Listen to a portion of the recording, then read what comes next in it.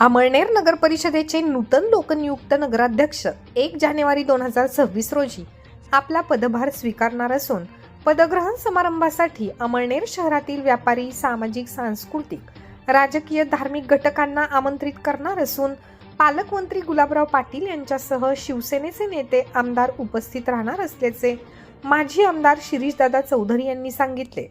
माजी आमदार चौधरी यांच्या कार्यालयात आयोजित पत्रकार परिषदेत ते बोलत होते। यावेळी नगराध्यक्ष डॉक्टर परीक्षित बाविस्कर, शिवसेनेच्या नगराध्यक्ष यांना पाठिंबा देणारे नगरसेवक ॲडव्होकेट ललिता पाटील उपस्थित होते।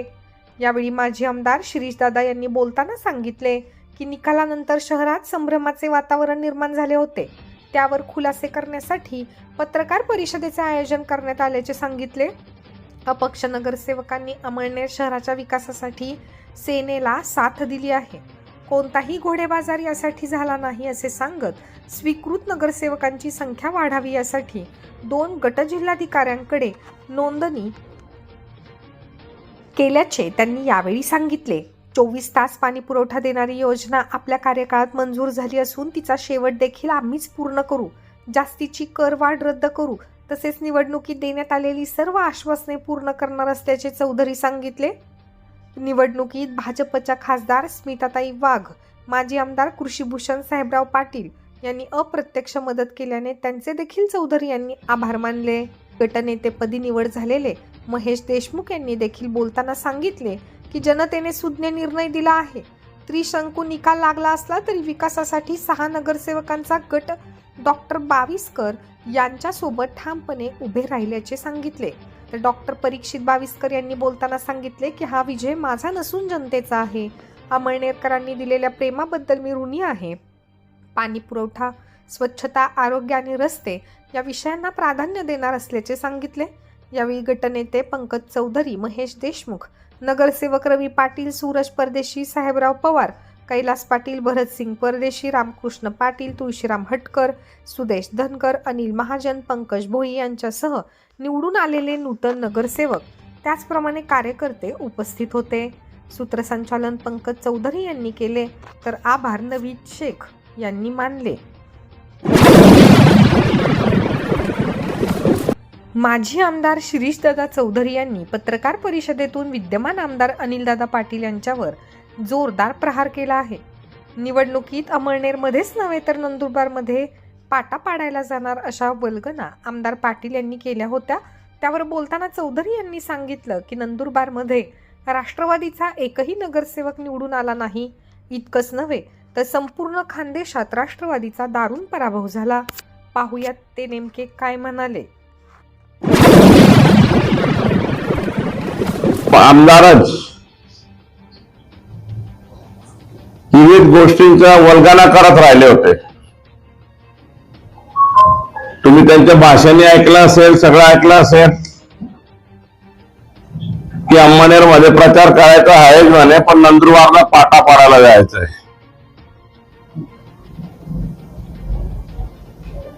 परंतु त्यांचा अमळनेर मध्ये ठिकाणा लागला नाही। नंदुरबार तर फार लांबची गोष्ट आहे।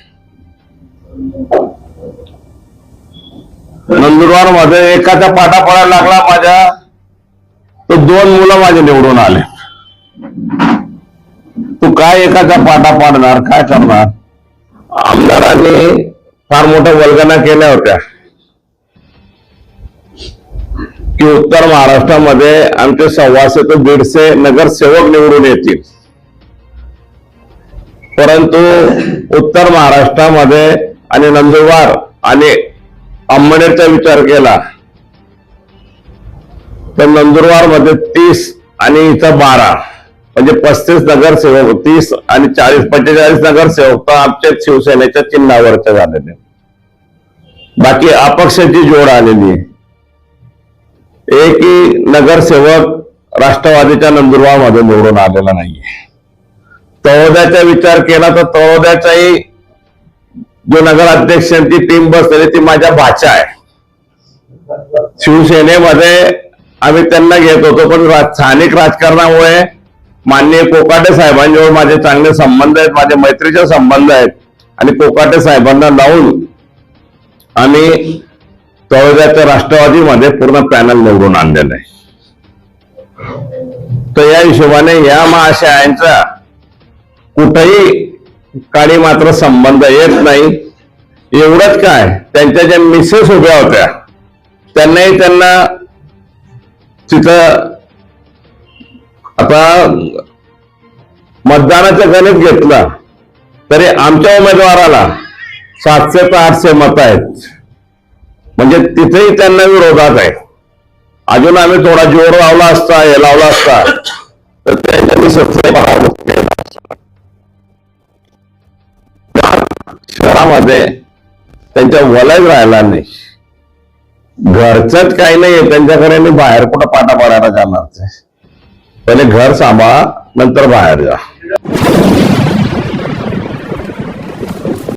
खानदेशात आजी माजी मंत्र्यांनी अनेक उमेदवार बिनविरोध निवडून आणले, मात्र आमदार पाटील यांना त्यांच्या सौभाग्यवती यांना देखील ते बिनविरोध काढू शकले नाही असे सांगत त्यांनी आमदार पाटील यांच्या सौभाग्यवती जयश्रीताई पाटील आपल्या पदाचा राजीनामा देणार असल्याचा गौप्यस्फोट केला.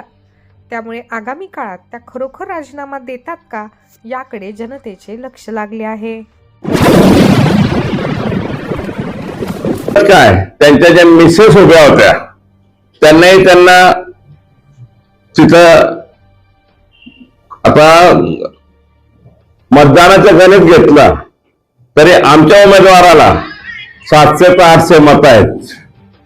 म्हणजे तिथेही त्यांना विरोधात आहे. अजून आम्ही थोडा जोर लावला असता, हे लावला असता तर त्यांच्या शहरामध्ये त्यांच्या वलय राहिला नाही. घरचंच काही नाहीये त्यांच्याकडे, आणि बाहेर कुठं पाटा पाडायला जाणार ते. पहिले घर सांभाळा, नंतर बाहेर जा. असं वाटतं मला माहिती पडतोय की त्यांच्या मिसेसचा राजीनामा घेतलाय. कारण ज्या आमदार मंत्री असलेली व्यक्ती आहे त्यांच्या वार्डामध्ये त्यांच्या विरोधात 700 ते 800 मत आहेत. तर त्यांनी तर खरोखर नैतिकता राजीनामा घ्यायला पाहिजे. काय नैतिकता आहे, तुम्ही काय केलं या आंबेडकरांसाठी? तुम्ही स्वतःसाठीच केलेलं आहे जे केलेलं आहे ते. की विद्यमान आमदार स्वतःच्या पत्नीला काढू शकत नाही बिनविरोध, किंवा प्रचंड आता माझ्या नंतर आता पाटा पडायला जात होते. 1850 मतांचे लीड घेऊन तो निवडून आलेला आहे. 1850 मत लीड आहे त्याला. काय फक्त वर्गाना करायचं म्हणून आपले जे पावड्याचे आमदार काय सतीश अण्णा ते सांगत होते, तर चुकीचं सांगत नाही की याच्या नावात ते आहे सीएम. चुकीचं सांगत नाही ते.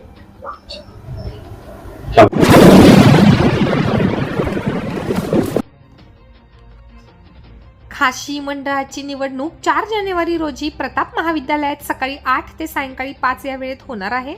मतदानास येणाऱ्या प्रत्येक मतदार सभासदाने सोबत फोटो, ओळखपत्र, मूळ आधार कार्ड व एक प्रत झेरॉक्स, तसेच ज्या सभासदांनी फोटो व आधार कार्डच्या झेरॉक्स संस्थेच्या कार्यालयात फॉर्म जमा केलेले नाहीत अशा सभासदांनी एक पासपोर्ट साईज फोटो देखील आणणे आवश्यक आहे.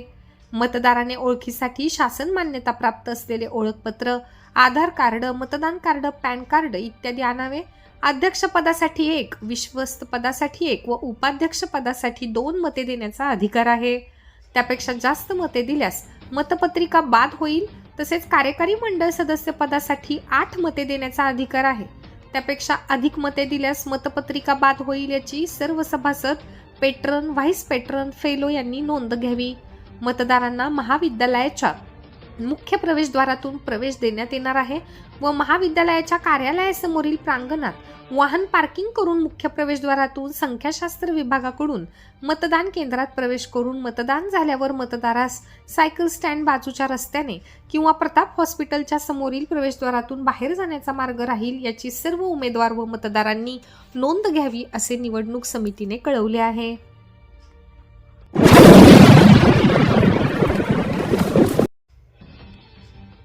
अमळनेर येथील साहित्यिक प्राध्यापक डॉक्टर प्रभाकर जोशी यांना सूर्योदय जीवनगौरव पुरस्काराने सन्मानित करण्यात आले आहे. जळगाव येथे एम जे कॉलेज प्रांगणात 20 व 21 डिसेंबर दरम्यान आयोजित राज्यस्तरीय तिसरे सूर्योदय मराठी साहित्य संमेलनात त्यांना हा पुरस्कार प्रदान करण्यात आला. सदर पुरस्कार प्रसिद्ध गझल सम्राट भीमराव पांचाळ व संमेलनाध्यक्ष डॉक्टर म. सु. पगारे, साहित्यिक डॉक्टर सतीश बडवे, सतीश जैन यांच्या उपस्थितीत प्रदान करण्यात आला. डॉक्टर जोशी हे संत साहित्य, भाषा विज्ञान या क्षेत्रातील अभ्यासक आहेत. त्यांचे वचनामृत, भागवत कथा, पुराण साहित्य, विचार वर्णनात्मक, भाषा विज्ञान यासारखे ग्रंथ प्रसिद्ध आहेत. पुरस्कार मिळाल्याने त्यांचे अभिनंदन होत आहे.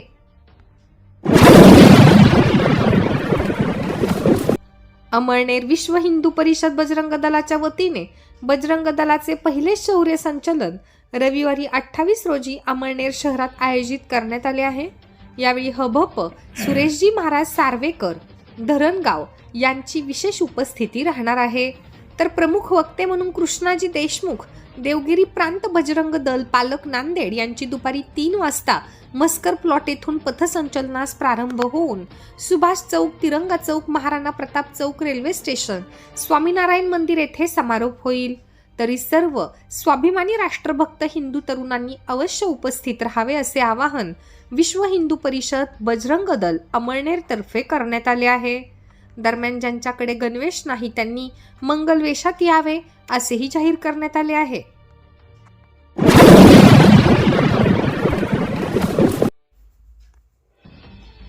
अमळनेर तालुक्यातील नगाव खुर्द शिवारातील गट क्रमांक 76 मध्ये साठवण्यात आलेल्या मक्याच्या कणसांच्या ढिगाऱ्याला अचानक आग लागल्याची घटना 19 डिसेंबर रोजी पहाटे 3 वाजण्याच्या सुमारास घडली. या आगीत अंदाजे 2 लाख रुपये किमतीचे मक्याचे कणसे जळून खाक झाल्याने शेतकऱ्याचे मोठे नुकसान झाले आहे. नगाव बुद्रुक येथील शेतकरी राजेंद्र रामलाल पाटील यांनी नगाव खुर्द शिवारात 2 हेक्टर क्षेत्रावर मक्याची लागवड केली होती. कापणीनंतर मक्याची कणसे शेतातच साठवून ठेवलेली असताना पहाटे सुमारे 3 वाजण्याच्या सुमारास या ढिगाऱ्याला आग लागली. या घटनेची माहिती मिळताच पोलीस पाटील प्रवीण गोसावी, कोतवाल राहुल पाटील, नंदू परीक्षित पाटील आणि ग्रामस्थांनी घटनास्थळी धाव घेतली. मात्र तोपर्यंत मक्याची कणसे पूर्णपणे जळून राख झाले होते.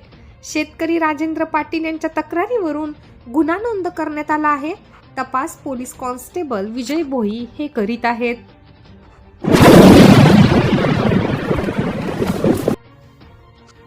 अमळनेर तालुक्यातील उदयनगर येथील जिल्हा परिषद शाळेत बाल आनंद मेळावा उत्साहात संपन्न झाला. मेळाव्याला सरपंच प्रकाश वाघ, सामाजिक कार्यकर्ते राजेश वाघ, ग्रामपंचायत सदस्य उपस्थित होते. ग्रामस्थांनी उपस्थित राहत चिमुकल्यांचा खाऊ खरेदी करत मनसोक्त आनंद घेतला.